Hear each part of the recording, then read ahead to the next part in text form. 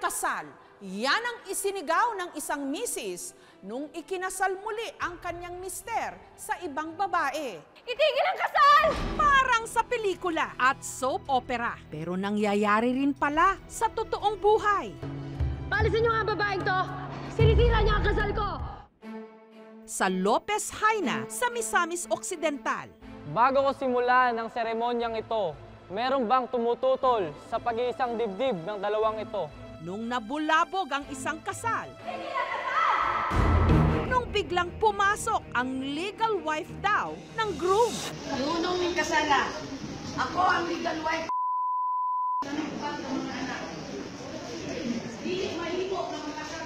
Ang bride, babae lang daw ng kanyang mister. Nakakaloka ito. Naawa kasi galit. Mayroon silang mga anak tapos iniwanan yung asawa niyang totoo. Sama siya ng iba. Bakit kaya ito nangyari? Nunong ng kasala. Ano ang punot dulo? Higit sa lahat, matutuloy pa kaya ang kasal? Isa sa mga nakasaksi sa iskandalo, ang babaeng naka-orange sa video, si Aling Benita. Hindi, anak-anak manggod. Yang hanap ng iba. Yung kasama namin. Bakit? Hindi naman tayo magpakialam yan. Kasi masama naman yung magpakialam ta. Siya ang legal wife sa video. Itigil ang kasal! Itigil ang kasal! Ang 41 anyos na si Cleofe. Engkog, ihunong ang kasal. Ako ang legal wife. Aduna mi upat ka mga anak. Aduna ko'y dokumento nga nagpamatuod nga ako ang legal wife. Nunong ng kasala. Ako ang legal wife. So kung sanang patayin yung babae or ininit tubig, buhusan ko sana yung pagkasal nila. Isus, ang kapal ng muka. Ang kanyang mister, itago na lang natin sa pangalang Jerry. Pareho kami nag-aaral sa Cebu. Siya yung malambing, tapos palaging nagbigay sa akin ng bulaklak. Akala ko wala lang yun kasi marami naman yung nakagusto sa kanya.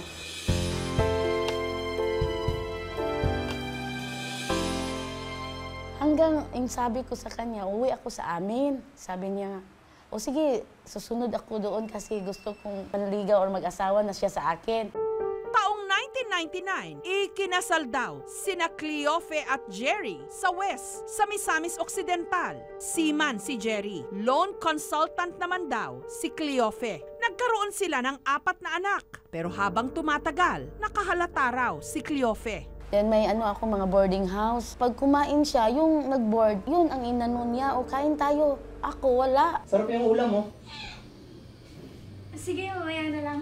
Sabi niya, oh, totoo yun, babae ko yun. Wala na akong gusto sa inyo. Pang, wag ganyan, Pang. Okay naman yun, bigyan na lang kita ng chance. Wala mo ako iwanan. Siya nga, nagdala siya ng bag. O, ganun na decision ko. Maghanap ka na lang ng iba. Totoo yun.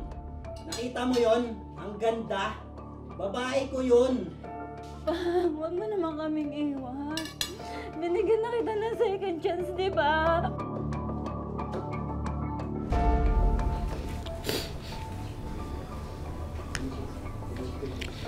Hello? O, mga 2 buwan, 3 buwan, tumawag siya. Saan ka ba? Amuwi na ako dito sa Mindanao kasi hiniwalay mo ako. Pinabigyan ko kasi tungkol sa mga bata lang namin. Matakot ako, ma'am, kung iwanan talaga ako ng asawa kung hindi siya makabigay sa akin ng sustento. Alam mo ba, may nasagap akong chismis. Ano na naman yun? Yung asawa mo daw, may babae na naman. Hindi ko akalain. Hindi naman ako maniwala. Hanggang siya'y nag-ghost ni Jerry sa loob ng 5 taon. Bigla na lang hindi nagparamdam. Hindi ko akalain na lulukuhin niya ako at hindi siya na magbigay sa mga suporta ng mga anak ko. Napakasakit ng ginawa ng asawa ko hanggang ngayon. Hindi ko sana matanggap pero kailangan makamove on ako kasi yung asawa ko ayaw na niya sa akin. Napakasakit talaga kasi wala na ako trabaho doon. Palagi na lang akong habol-habol ng asawa ko. Saan siya mababae doon din ako. Mare, ano na naman? Yung kliyente kong ikakasal, kaapelyido nyo. Tapos, kapangalan pa ng mister mo. Ano ba yung ginagawa mo? Hello, anak? Ano? Ang papa mo ikakasal? Pag tapos ko ng client ko, yung anak ko tumawag. Ma, bukas, ikakasal si Papang. Bakit ganun? Ikakasal siya nga, kasal naman kayo. Wala ka bang magawa, Mang? Puntahan mo doon. Kaya ang sabi ni Cleofe, enough! Isang araw bago ang kasal na yon, pumunta siya sa simbahan. Sabi ni Monsignor nga, may katibayan ka ba na ikaw yung legal wife? Sabi ko, meron akong dalang dokumento dito. Inano ng Monsignor, yung asawa mo, tinanggap siya dito kasi meron din silang dokumento na kagawa sila ng sinumard. Sabi ng pare, ate, pumunta ka bukas. Kinabukasan, nangyari na nga ang hindi inaasahan.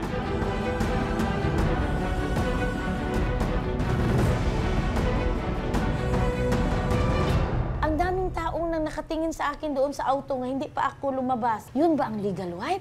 Nagdala ko ng 2 termos. Gusto ko sanang buhusan doon, pero sabi ng mga pulis, huwag ganyan mamakay, baka ikaw yung mapriso. Isus, ang kapal ng muka. Malaking gasto yung kasal, yung mga anak namin. No, walang makain. Yung kabit, napakasarap.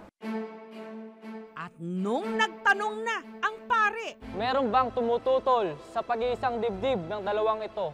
Itigil ang kasal!